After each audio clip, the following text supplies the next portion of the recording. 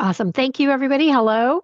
Today is May 6th. Hopefully, you're here for the VPK Fast monthly call. This is our very last one of the 24-25 school year, where we'll be talking about battling the summer slide. Thank you so much for joining us today. We have Claudia with us and Ruth and special guest Deborah Wilcox. Welcome, Deborah. Nice to have you. Thank you. We're very excited. I really do not have anything. I'm sorry, I'm going to keep letting people in. I really don't have anything from a compliance standpoint aside from you're probably in your last PM3 for your classroom. So make sure that you're getting your assessments done, running your reports, and reviewing the kids to make sure that all the children have been accounted for, whether they're assessed or marked as non-participating, depending on the status. Um, but if you have any questions with that, the staff is here to help you. So just let us know. And I will work on the poll. I don't know what happened, but I'm going to try and get that back in there. I'm going to keep looking and I will let you guys get started. And as I get that in there, if you need anything else, and I'll keep letting people in. There we go. Awesome. Thank you. Take it Okay. away, guys. Okay, today, the summer slide. We're going to be talking about that. Just want to welcome everyone here. Thank you for taking the time out of your busy day to join us today. So happy to be here. And as Gina said, Claudia is here and Deborah is here, and we are very excited about this and anxiously waiting for the summer to begin, as I'm sure you all are too.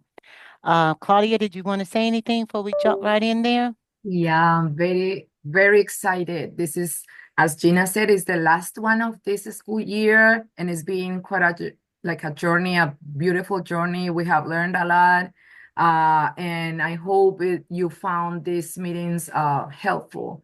All the information, all the time, all the tips and everything, and even everything you brought as directors and educators. It's been a great enrichment for everyone. So welcome today to the last BPK Fast meeting of the school year. Next slide, please. So, what is the summer slide and is it real? Because some say it is real and others think differently. So, the summer slide, it refers to the learning loss that occurs during the summer break when children are not engaged in educational activities. Most studies focus on older children, but younger children are included in this summer slide too, including those in pre-K. And so they are susceptible to this phenomenon also that we call the summer slide. So is it real? Yes, the summer slide, it is real, and it's found to be more often with certain age groups and demographics of children. So for pre-K children, skills like decoding, like letter knowledge, reading those sight words, they decay without frequent practice. So they're in your classrooms, they're practicing these skills day in and day out. And sometimes when they break for the summer, that practice is not happening. So math skills, literacy skills, those things can definitely be affected. As I said early, certain groups and demographics of children are affected more than others. And so research indicates that younger students, particularly those in elementary school, are more susceptible to these learning loss during the summer breaks. And you may be asking yourself, why is that? And this is because those foundational skills, like in reading and in math, which are in a crucial developmental stage, they can be easily lost without regular practice. So, additionally, and I'm reading from my notes here, the summer slide tends to affect students from, get this, low income families from English language learners and for students with learning disabilities. They are more affected by this summer slide. These groups, and the reason why, because these groups often have less access to educational resources and enrichment activities during the summer, which can really make these learning losses bigger and have a greater effect on these groups of children. So, is the summer slide real? It really is. And let's see just how much on this next slide that, Deborah, on that next slide, if our poll questions are up, if the system is not working, the technology is not working, perhaps you can drop it into the chat there. So, on the lines of whether this summer slide is really real, research shows that a certain percentage of learning is lost during the summer break when children are not engaged in educational activities. So with this poll, is the poll working for us now, Gina? Okay, so no problem. The poll isn't working, and we know technology is awesome when it works. So in the chat, if you could indicate what percentage of learning is lost during the summer break when children are not engaged in educational activities. And that's the key there when they are not engaged. Is it 10%? Is it 10%? Is it 50%? I already see people. 20% or 15%? Let's see. A, B, C, or D. What do you think? Give us a few Yeah, moments to get that in there. I see people already writing on the chat, but I would like everyone. Let me see how many people. Like 36 at least. Absolutely. Let's see if we can get 36 responses here.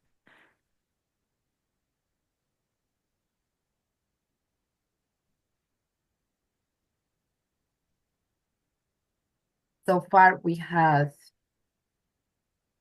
two Bs and one Lots. 50%. Oh, which is the same B. Yeah, we got a lot of bees here. Uh-huh. Okay.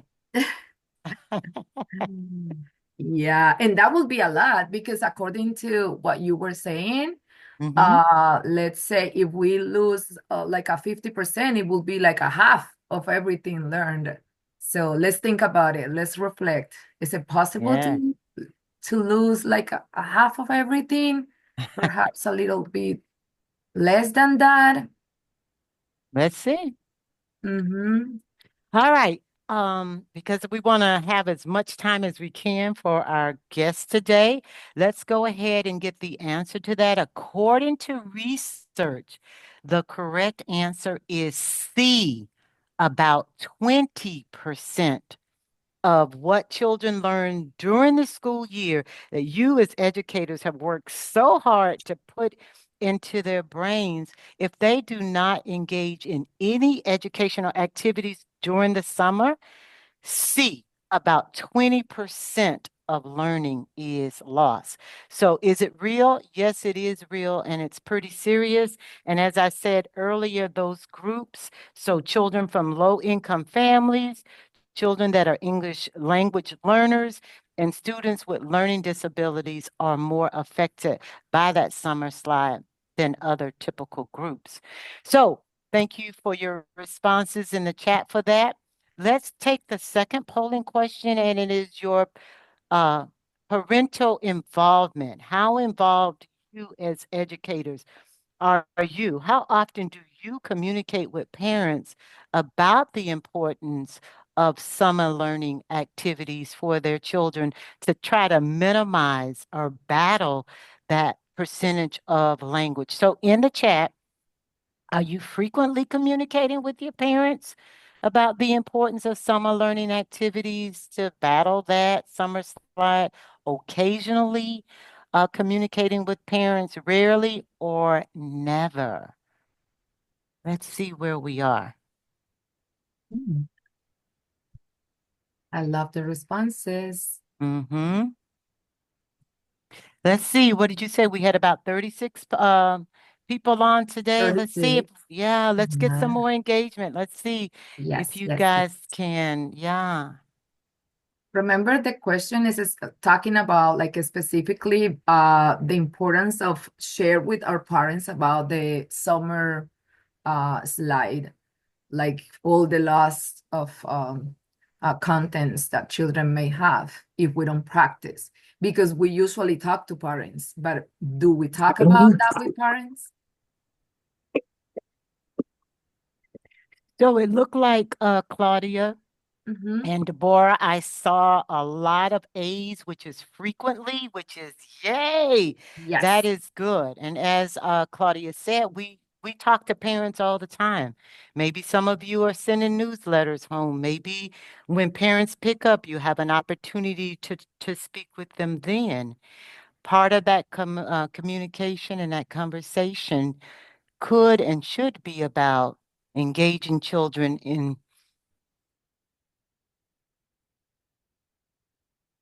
excuse me, educational activities. I saw a lot of frequently, and that's great. A couple of occasionally. Didn't see any rarely or never. So that's No. good news. That's good news. That's good to hear. All right. Thank you, Deborah. Let's move on. And thank you all educators for participating in that polling question. Yes, thank you. Thank you. That's one of the goals of this meeting, like get everyone engaged and as well as directors, educators as well. Now we're gonna talk about, since we already know that the summer slide is real, there is some 20% of loss of everything that they have been learning for the year. Now we're gonna talk a little bit about how to prevent it, what strategies we can use to be proactive in this. Remember that VPK and kindergarten are considered like foundational years because we are instructional. That's why we go 3 hours per day in instructional time. That makes more than 500 hours, 540 hours, Gina? 540 hours a year. That's why when we lose time, it's just 3 hours a day. We're losing a lot. Like if you think about the whole year, if you lose like a half an hour a day, in a week is 2 hours and a half, and make the math for a year. So since this VPK is considered instructional, foundational, we gotta like close all the gaps. And because if we let them go to kindergarten with gaps that maybe can grow, and we don't want that. Because if it grows, they're not going to feel confident in kindergarten. We got to be proactive before they go there and take this time in the summer if we have the opportunity with them. So, like so many of children in BPK stayed in the same school. So we have the possibility to help them. And how? We see some strategies here. We see reading, fun, and daily. We have, I'm gonna drop some resources later, but we have in those these two first bullets, reading, fun, and daily, and practice early literacy skills, we can have a lot of activities like daily read aloud time.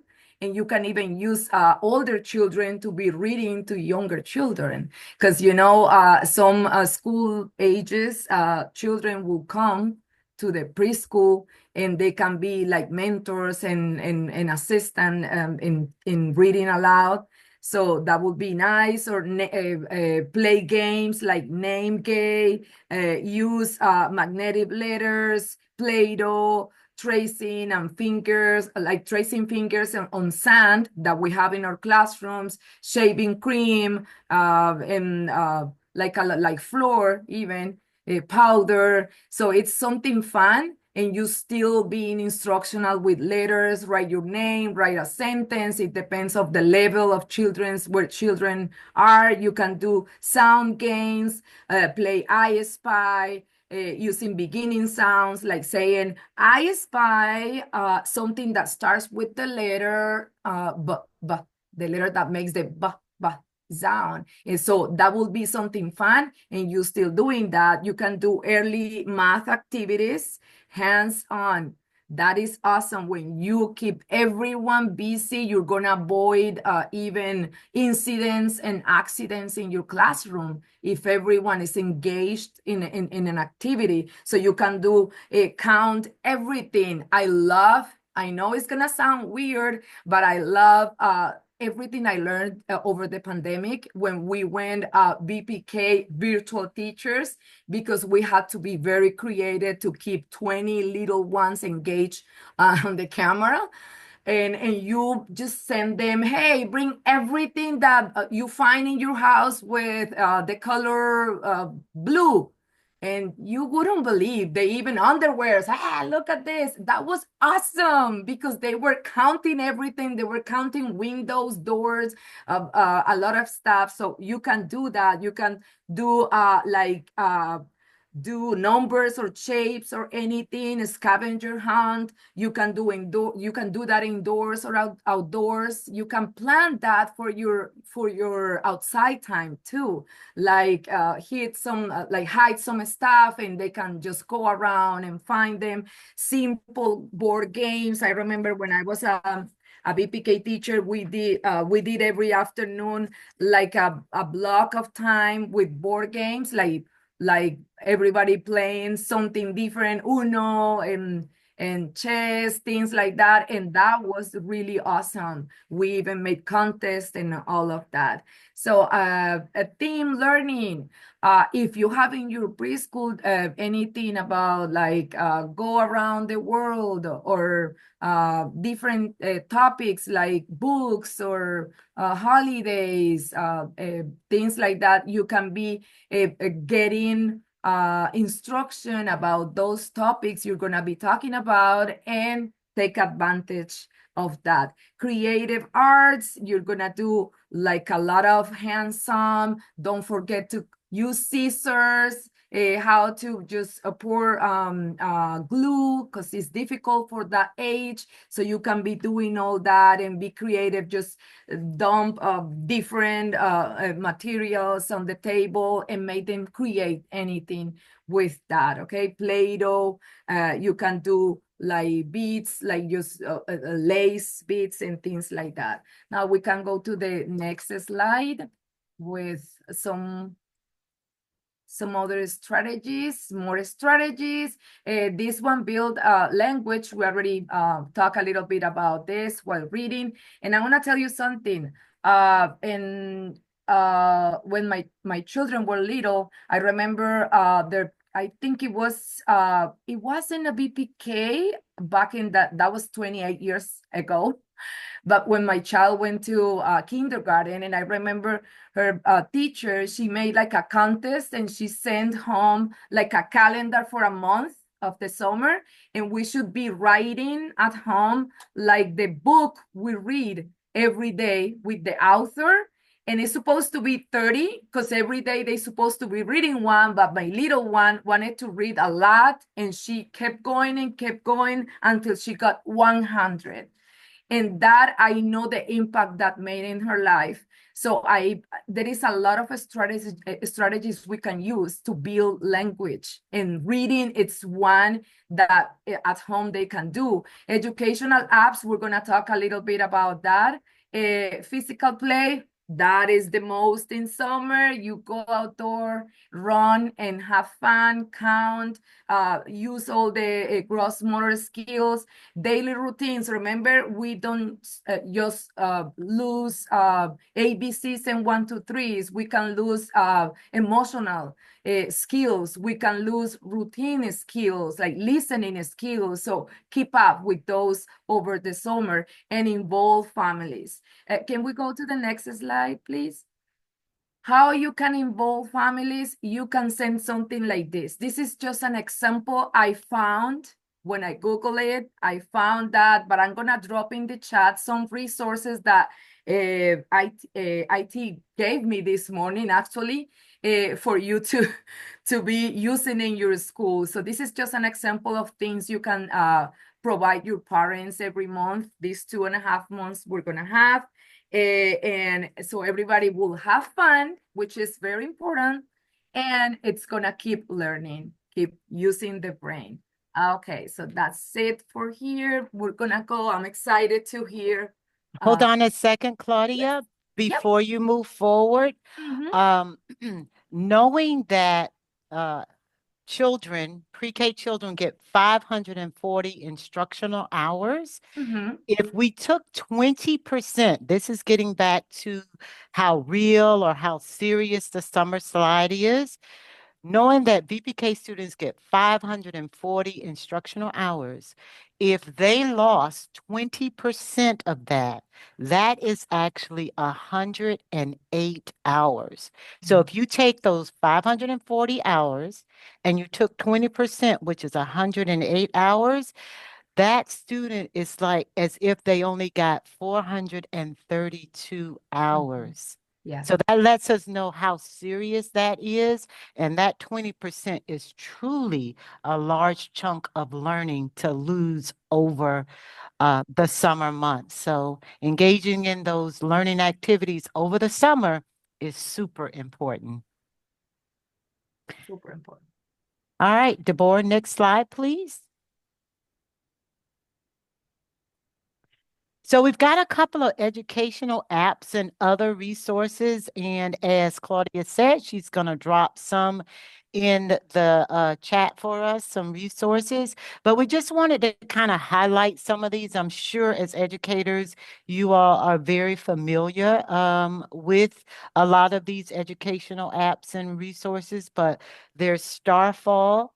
I know most educators know about ABC Mouse and PBS Kids. Um, there is the age of learning, but Rachel's going to address that. I do want to bring to your attention that the Palm Beach County School District on their website, their app, they have a app that have educational apps, other resources that you might want to check out that you could share with other with your parents, your students' parents. There's the Summer Learning. These are different apps. Creative Teaching Press, the Kindergarten Connection. Then there's one that's called the National Summer Learning Association, and of course, the Scholastic Summer Reading Challenge. And Gina, I don't know if this is a good time or not, but maybe you could share a little bit, Gina, if you're there, the Summer Bridge Program for those VPK students. Is there any information on that you could share Um, with us? I know that there is some information, so, but I am not, I know that they're coming to our provider meeting on Thursday to talk about that, so I'll have a little bit more. You may have, people working with the Renaissance system may have noticed that now when they print those parent reports, they're seeing information at the bottom that the child might be eligible for Summer Bridge. And it is a program that the school district has, but I'll be honest, I have not looked into it too much. So once I get more information from our meeting on Thursday from the presenter, I'll be happy to share that out. Wonderful. Thank you. So those are a couple of educational apps and other resources, and Claudia is dropping some more information into the chat box for you. Next slide, please. So Rachel, if you are there, bring us up to date on Age of Learning, that at-home access, please. Yes, thank you so much for inviting me to share information with the providers today. As all of you or many of you should have received an email about Age of Learning at Home Access.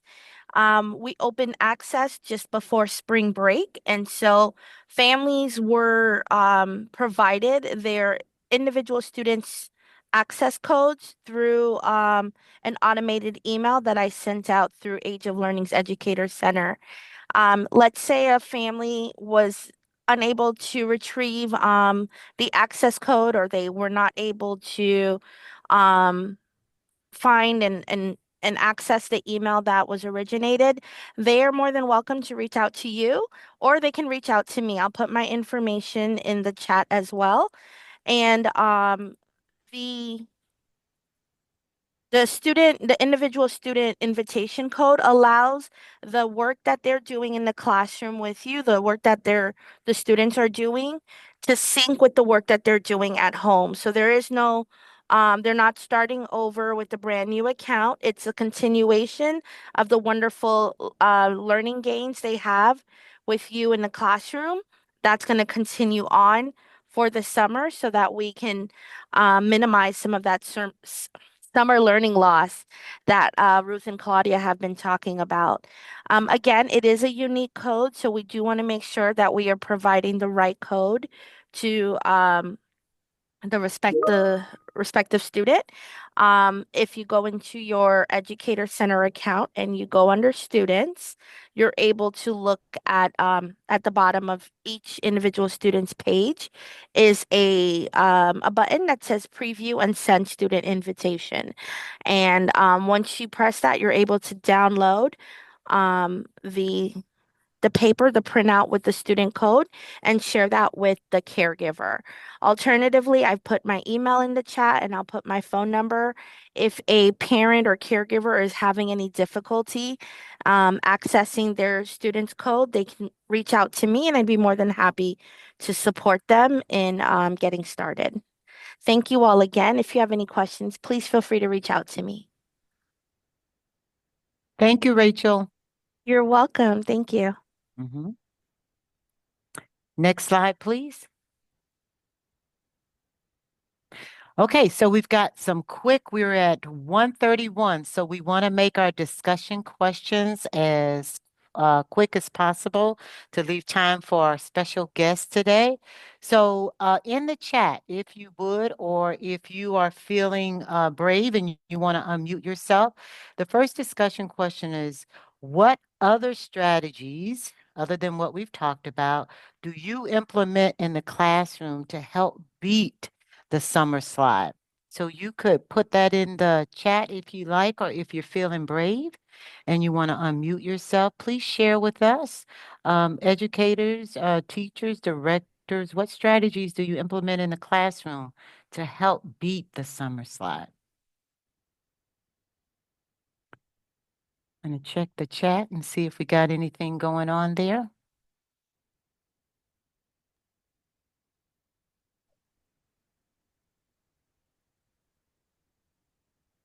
Summer is upon us, and Claudia and I are just wondering if there is any other strategies that you might be using that you could share with the group that other educators might be able to use in the classroom to help beat the summer slide.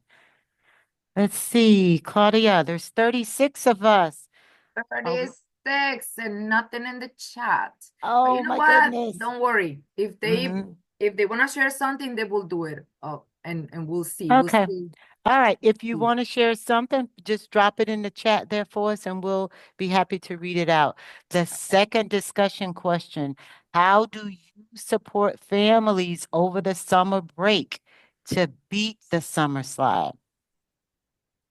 When you're communicating with those parents and talking to them about the seriousness or the realness of the summer slide, how do you support them? What resources, what materials, what information are you sharing with them to support families? Monica Lopez says that we send packets home and we continue to do our regular teaching in the classroom. That is awesome, Monica, because I do know in some classrooms, they get into that summer mode of just having I shouldn't say just having a lot of fun, but there's a little more emphasis on, fun activities and things like that, and maybe less on academics. I like what Monica is saying, that they continue with their regular teaching and send home that packet. Anyone else? Anyone else doing anything else that you want to share with the group? Thank you, Monica, for sharing out. All right. Well, not much on discussion today, huh? All right. No problem. Let's move to the next slide and let's see what is going to happen next. All right. Here is our special guest that we have been uh, raving and talking about and sharing with others, other educators. She's going to All right, come here. listen to this lady that's about to talk. She was my class teacher that called. Go ahead, I'm Deborah. sorry. That's all Uh, right. Go ahead. Okay. I just want to say Deborah's going to come in her own way and she's going to introduce herself. So go ahead, Deborah. We can't wait to hear it. Hello, everyone. Thank you for having me today. Thank you, Ruth. Thank you, Gina. Thank you, Claudia, for inviting me to share Absolutely. a little bit of my talent and abilities today with your training session. So, yes, today, well, my name is Deborah Wilcox, and I am a technical assistant specialist or coach here at ELC. And I wanted to come here today to give you a few ways on how to connect music with the fun strategies mentioned here today to beat the summer slide. Okay, so today I will share a few musical enhancements. And I will also, at the end, we can get up and stretch our legs and move around a little bit if you're up to it. Um, so on our first slide, music and movement can be used as a tool for language skills and instruction. So according to research, music promotes a connection between hearing and feeling. Rhythm and cadence are fundamental aspects of language. Moving and learning creates a deeper understanding, aseptic domain, verbal and numerical. So these are some interesting facts on how music can connect with our language. So today we are going to, I'm going to show you how to do sight words, but we're going to do some sight words to rhythm, to the beat. Um, and to make it a little bit more fun, instead of just reading your sight words with your child, how about we play an instrumental in the background and get some rhythm and some tune and some cadence in there? Remember to play the music that your child resonates with. Okay, so I'm going to go ahead. You see the sight word chart on the screen here. And as I do the sight words to the music, I will circle each sight word so you can see which one I am on. So I'm going to go ahead and start the beat and show you how you can connect sight words with music. Let me know if you can hear it. Ruth, give me a head shake. Can you hear the music? Okay. Let's do some sight words. Let's do some sight words. Okay, first one. C-A-N. Can. C-A-N. Can. G-O. Go. G-O. Let's go. G-E-T. Get. Get. G-E-T. Get. Get. S-E-E. I can see. See. S-E-E. See. See. M-E. Yeah, that's me. That's me. M-E. Yeah, that's me. That's me. H-A-V-E. Have. Gotta have it. H-A-V-E. Have. Gotta have it. N-O-T. Not. Not. N-O-T, not today, not. D-I-D, did, I did. D-I-D, did. Last one, R-U-N. Let's run it up, let's run it up. R-U-N, let's run it up, let's run it up. Okay. Yay, thank you so much for listening to the sight word song. Yeah. And remember, you can definitely play any instrumental that your child resonates with. Remember, that's the most important key. All right, so let's go on to the next slide. So let's look a little bit on early literacy skills today we're going to look into syllables. So let's go a little bit into how this is important, how music connects with learning. So, rhythm and beat. Music naturally incorporates rhythm and beat, which can help children break down words into syllables. Clapping or tapping along to the beat can make it easier for them to identify and count syllables. Repetition. Songs often repeat phrases and words, reinforcing the pronunciation and syllable structure.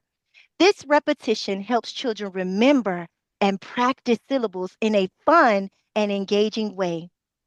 Melody and intonation. So, the melody and intonation in music can highlight the natural breaks in words, making it easier for children to hear and understand syllables. Singing can emphasize the different parts of a word. So, with those interesting facts mentioned and that connection mentioned, let's practice. So, I have in front of me some rhythm sticks. You probably won't be able to hear the rhythm sticks because of my microphone, but I'm going to go to the rhythm and the beat anyway, and you'll still be able to hear me count out the syllables to the beat. So, this summer, if you're practicing syllables with your child, play a beat, play an instrumental in the background. It'll help them remember, and they'll start singing the syllables to you without even hearing the sound. They'll definitely remember. So I'll go ahead and start the beat. We'll do a few one syllables, two syllables, three syllables, and four syllables to the beat. Here we go.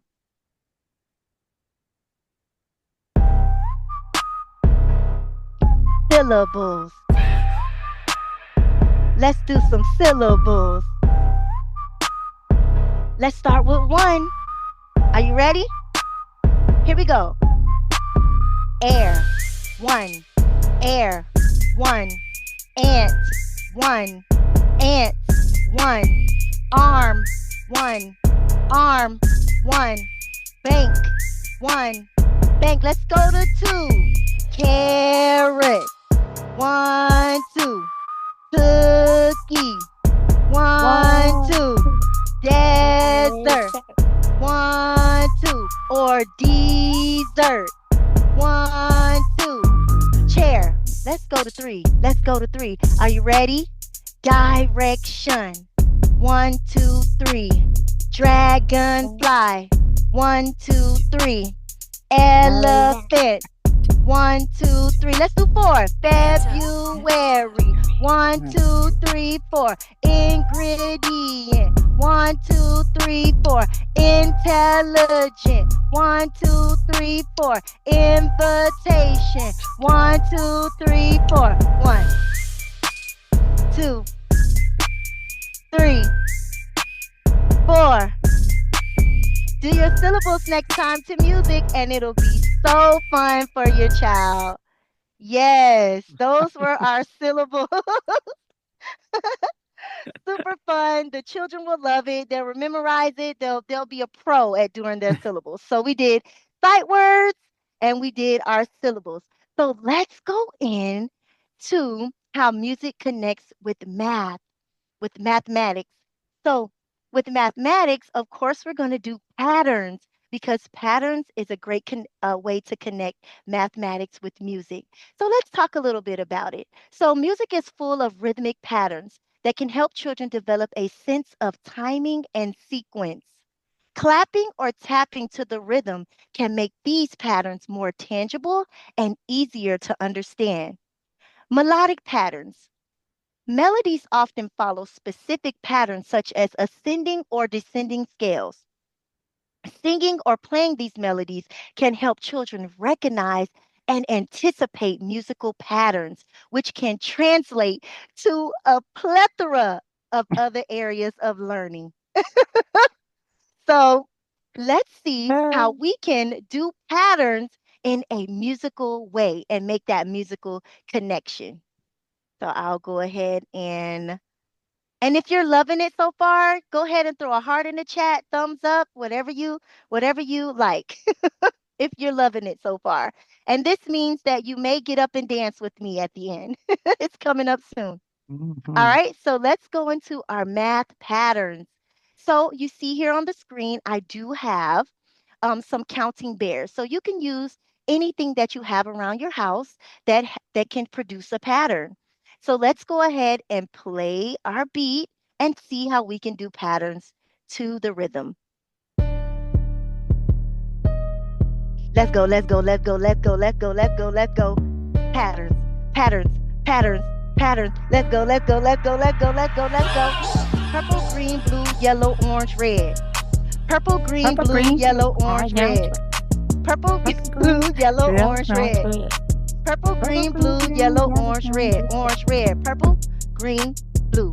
Tell them yellow, orange, red. Tell them purple, green, blue. Tell them purple, green, blue. Tell them purple, green, blue, yellow, orange, red. Tell them purple to purple, purple, purple, green, the green, the green, the green, blue, the blue, the blue, the blue, yellow, the yellow, the yellow, yellow, orange, orange, orange, orange, red, red, red, red. Purple, green, blue. Yellow, orange, red. Purple, green, blue. Yellow, orange, red. Tell them purple, green, blue. Yellow, orange, red. Tell them purple to purple, green to green, blue to blue, yellow to yellow, orange to orange, red to red, red to red, red to red. Okay. Yeah, yeah, yeah. All right, everyone. I hope you enjoyed those patterns. And for the summer, I hope that you would introduce your children to music and patterns. It'll be so much fun. You can do different body movements, like what we'll do at the end, where we'll do some patterns of body movements to the beat for our physical. So let's go ahead to the next slide, the musical connection to routines and visuals. So I have something here on the slide. Stop, think, and act. So let's just talk about routines and visuals and how the importance of music and how we can connect music to its importance. So, consistency and predictability, using the same song or melody for specific routines like cleanup time or bedtime, can create a sense of consistency and predictability. Children learn to associate the music with the activity, making transitions a lot smoother. So, cues for actions. Songs with specific instructions or cues can guide children through routines. For example, a song that mentions brushing teeth, putting on pajamas, and getting into bed can help children follow the steps of their bedtime routine. Emotional regulation. Music can help manage emotions during transitions, which can sometimes be challenging for children. Calming music can soothe and relax, while upbeat music, like I'm playing. So if you want the children to soothe and relax, don't play the music that I'm playing today, everyone. So, so calming music can soothe and relax them, while upbeat music can energize and motivate them for the next activity. And not to mention engagement and enjoyment. um, it also makes it more enjoyable and engaging when you play music. So I just created a small little jingle. There won't be a beat to this one. And it's just to ensure and help children to stop, think, and act. This can be before cleanup. This can be before they make a decision. Maybe they're alone. Maybe they're about to try to do something around the house that may not make. I don't know. I don't want to say like sticking a fork into the into the socket. I was just saying like maybe before they do something different, dangerous, they can stop, think, and act. If you're doing this chant with them, it can remind them to stop, think, and act. So the little chant, it just goes like this: stop, take a deep breath, air flow into your brain and your chest. Think, is it safe? It is a problem. Can I think of different ways I can solve them? Act, make a move. I feel cool when I follow all the rules. So I'll act, make a move. I feel cool when I follow all the rules. So stop, take a deep breath, air flow into your brain and your chest. Think, is it safe? It is a problem.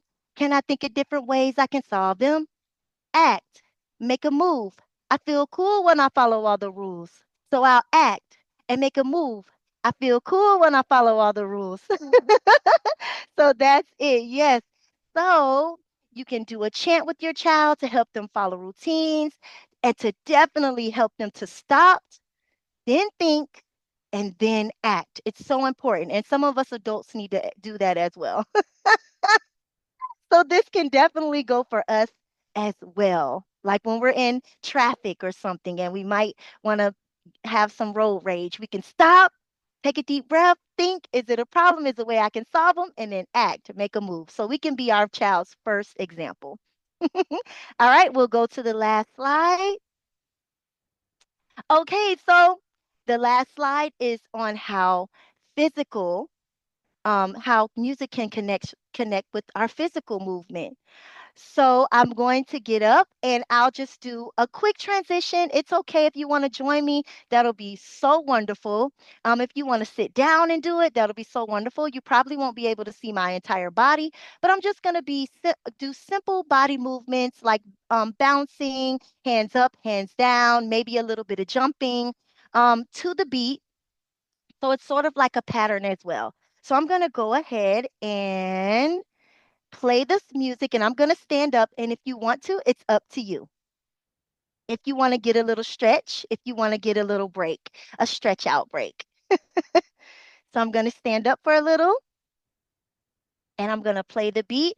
And we're just going to get our bodies moving a little bit since we're talking about physical development. All right. So I see my head is a little bit. I think this is good. You can see my arms going up and down. Perfect. All right. Here we go. Okay. Got to move a little bit. Okay. Now listen to the motions that I call out and do them with me. It's easy. So it goes hands up, hands down, wiggle, wiggle, bounce down, hands up, hands down, wiggle, wiggle, bounce down, hands up, hands down, wiggle, wiggle, bounce down, hands up, hands down, wiggle, wiggle, bounce down. Now go up, down, shake, bounce, up, down, shake, bounce, slide to the left. What? Slide to the right. Now jump, jump, jump, jump. Slide to the left. Slide to the right. Now jump, jump, jump, jump. Hands up, hands down. Wiggle, wiggle, bounce down. Hands up, hands down. Wiggle, wiggle, bounce down. Up, down, shake, bounce. Up, down, shake, bounce. Up, down, shake, bounce. Up, down, shake, bounce. Okay. I hope that got your blood pumping and got your body moving. All right, thank you. Thank you so much. And this does conclude how we can connect music to the summer slide, the fun activities for the summer slide. Thank you so much for having me. Oh, wow. Woohoo. That was awesome, Deborah. Thank you. So good. Thank you. Everybody's so has such great reactions. Yeah. Thank you.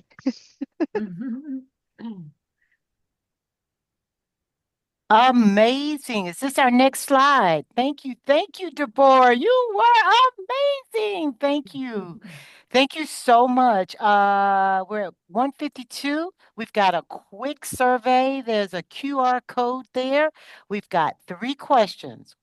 What are some other discussion topics you would like to see covered in the next VPK school year? Because as we said earlier, this is our last one for this school year. Number 2, how beneficial on a scale of 1 to 10, 1 being the least, 10 being the most, did you find these webinars to be? Third question, what suggestions do you have to encourage more educator participation in these VPK FAST webinars? So take your phone, click on the QR code, answer those. We would definitely, Claudia, Gina, and myself, Deborah, would really like to see the answers to these survey questions. All right? Take a moment to do that. Deborah, next slide.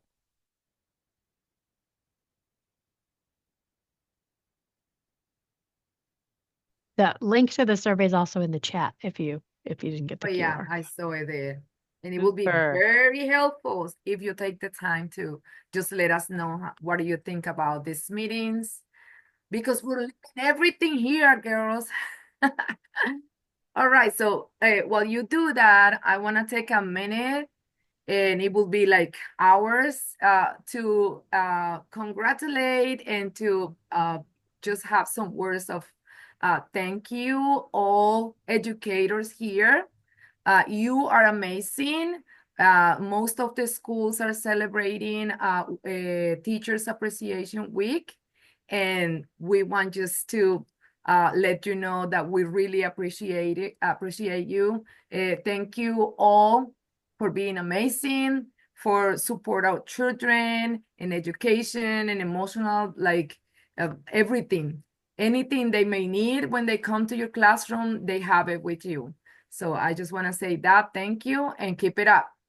I don't know if any one of you wants to just say a few words to the educators. Thank you for joining us. Thank you for always being there for our children and families. We couldn't do this without you. We are truly partners in this work of labor of love. So thank you so much for all you do all year long. And we look forward to working with you more in the future. Thanks. Last slide.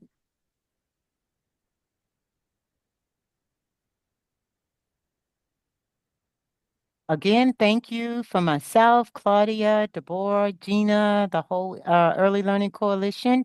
We've got a quote there from Nelson Mandela. Education is the most powerful weapon which you can use to change the world. So keep doing what you're doing, educators, to help change the world, to make it a better place for everyone, for children especially. Thank you again.